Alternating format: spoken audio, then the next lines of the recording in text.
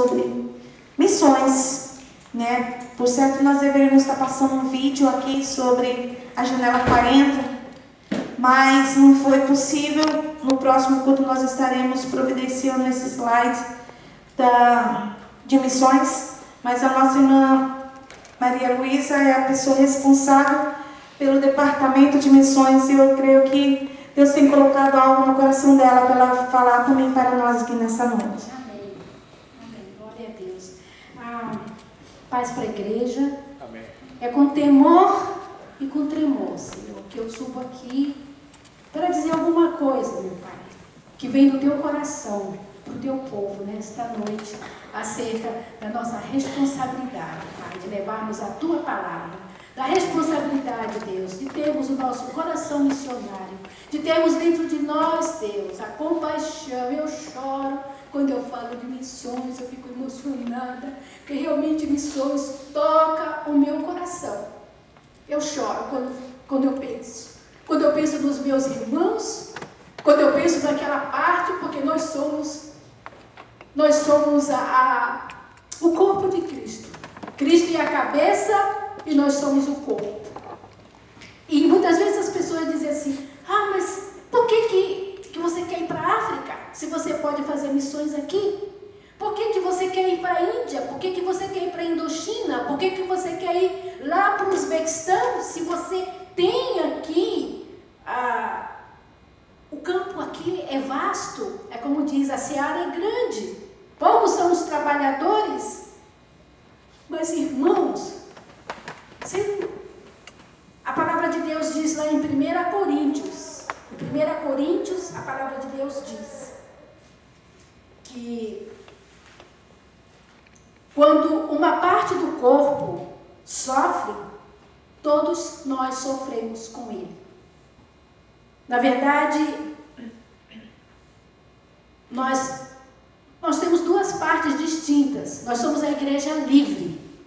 Nós somos a igreja que nós podemos chegar em qualquer lugar, no ônibus, no metrô, na nossa casa, nos nossos patrões. Nós somos livres para falar de Jesus. Amém, aleluia. Nós somos omissos. Nós somos, às vezes, nós temos vergonha, nós somos omissos e somos, às vezes, muitas vezes, nós somos frios e indiferentes. Não sentimos dentro de nós aquela compaixão que faz a gente se colocar no lugar do outro e sentir a dor do outro. Isso é ter um coração missionário, gente. Quando o corpo, uma parte do corpo sofre, uma parte, quando o seu dedo, você leva um corte, quando você sente uma dor na cabeça, o resto do teu corpo se abala. Então nós falamos da igreja livre que somos nós. Nós falamos da igreja que está dentro da Declaração dos Direitos Humanos, no seu artigo 18, que diz: todo homem tem direito à liberdade de pensamento, consciência e religião. Esse direito inclui a liberdade de mudar de religião ou crença, a liberdade de manifestar essa religião ou crença, pelo ensino, pela prática, pelo culto e pela observância isolada ou coletiva, em público ou em particular. Em suma, nós somos a igreja livre. Nós somos a igreja que na nossa casa, eu já visitei casa de irmão que tem Bíblia até no banheiro. Eu já visitei casa de irmãos que esquece a Bíblia no carro. Tem tanta Bíblia em casa que ele esquece até a Bíblia no carro. Irmãos, nem sempre a maneira da gente entrar, a maneira como nós vemos o nosso culto é igual no restante do mundo. Existem 50 nações que estão brigando, que estão lutando por esse direito que eu acabei de falar. A Europa, graças a Deus, a Europa no final da década de 80, já no início da década de 90, a palavra de Deus diz o seguinte: que como torrentes de água é o coração do rei nas mãos do Senhor, e este o Senhor inclina para onde ele quer. Então, naquela época, a Missões Portas Abertas é um ministério que eu admiro, que eu estou sempre em contato com eles. Eles fazem um trabalho lindo de missões em volta de todo mundo, principalmente naquilo que a pastora falou, na janela 10 por 40, que são os países que são vigiados, que não têm a liberdade religiosa de manifestar a sua crença. No final dessa década de 80, esse Ministério Portas Abertas, ele tinha iniciado um programa de oração por 8 anos, pela liberdade da Rússia, pela liberdade da Rússia principalmente, porque naquela época a Rússia era conhecida como a União das Repúblicas Socialistas Soviéticas, era mão de ferro. Conversei com o pastor que ele falava para mim, sua irmã, eu vou voltar porque eu já não aguento mais levar cusparada na cara. Os guardas não têm piedade, é cusparada na cara. E ele falou, e você estando num país como a Rússia, naquela época, se você vai dar um folheto evangélico para uma pessoa, se estão em duas, nenhuma das duas pega, porque uma tem medo de que a outra ser entregue por uma das duas. Então, naquela época, Deus usou um homem, olha como Deus é poderoso e quando Ele quer fazer, Ele faz. Deus usou um homem poderosíssimo chamado Mikhail Gorbachev, que naquela época ele era o presidente da Rússia. Deus usou esse homem e ele fez uma mudança na Rússia naquela época, chamada perestroika. Nessa mudança, nessa época caiu o muro de Berlim, foi uma liberdade significativa de religião.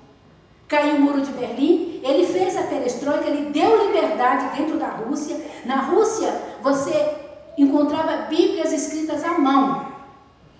E você não tinha a Bíblia toda, eles passavam escondido. Vamos supor, passa uma página para o irmão Antônio, passa uma página para a Xanda, passa uma página assim, em páginas diferentes, porque não tinha acesso. Queimaram muitas Bíblias ali. Então Deus usou esse homem. Deus usou um outro homem chamado Ronald Reagan, que ele foi também uma peça responsável na queda do muro de Berlim. E Deus usou um outro homem muito importante também naquela época, que foi Karol Wojtyla, que a Igreja Católica chama de João Paulo II. Karol Wojtyla teve um papel lindo na libertação da Polônia, na época que vivia debaixo dos pés da Rússia. Então, irmãos, é esse lado da parte missionária que me toca muito. Porque aqui nós somos livres para chegar e entregar um folheto e dizer, irmão, Jesus te ama, você é precioso para Deus. Eu, por exemplo, posso contar uma história para vocês, testemunho meu. Um dia eu estava no Futão, ali em Monverno, minha igreja era ali, todo domingo eu ia para comprar comida para o meu gato. E estou ali, sempre na mesma ala. Um dia uma amiga minha, e eu estava conversando com ela no telefone, eu parei dentro do mercado e fiquei falando de Deus para ela, e falando. Fiquei um tempão falando, depois fui embora. Passou uma semana, eu voltei no mercado, estou ali na mesma ala, e veio um rapaz sorridente para mim. Falou assim, tudo bem com a senhora? Eu falei, tudo bem. Eu falei, você me conhece? Você sabe que eu sou brasileira? Ele falou, eu sei. Outro dia a senhora me ajudou tanto. Eu já comecei a pensar, esse aí está me confundindo com a outra pessoa. Ele falou assim, que a senhora estava falando no telefone de Deus para uma outra pessoa. E aquilo que a senhora estava falando era tudo que eu precisava escutar. Então eu me recostei assim na prateleira e fiquei escutando como se a senhora estivesse falando para mim, e a senhora não sabe como que me fez bem.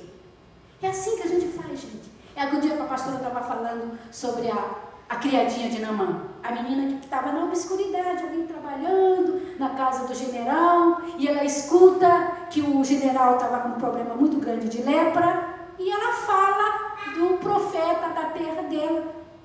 E é assim que nós podemos fazer, irmãos.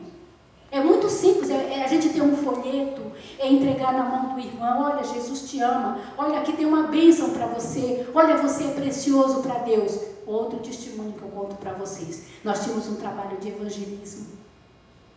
E nesse trabalho, um dia o líder falou para mim assim, essa semana todos vocês vão pegar o telefone e vão dar um telefonema para uma pessoa que vocês conhecem.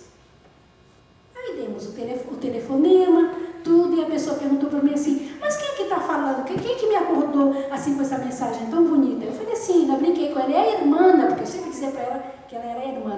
É a irmã. a amiga da irmã Gilda, porque eu estava sempre com a Gilda, né? Ela falou, nossa, ela ficou encantada.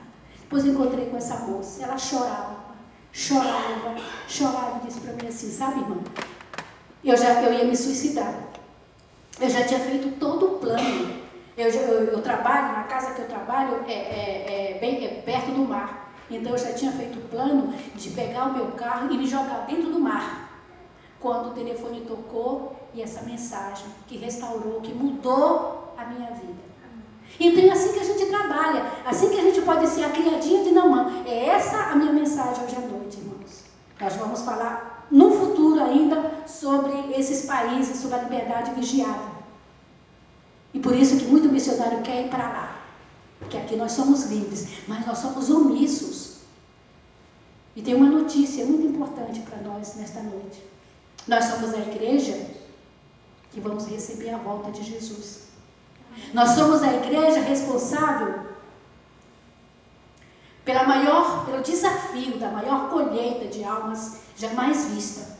A nossa responsabilidade, que Deus vai cobrar de cada um de nós, como ele dizia, vinde benditos de meu Pai, entrai na posse do reino que vos está preparado desde a fundação do mundo, porque tive fome e me deste de comer, tive sede e me deste de beber, era forasteiro e me hospedastes, estava nu e me vestistes, enfermo e me visitastes, preso e fostes ver-me.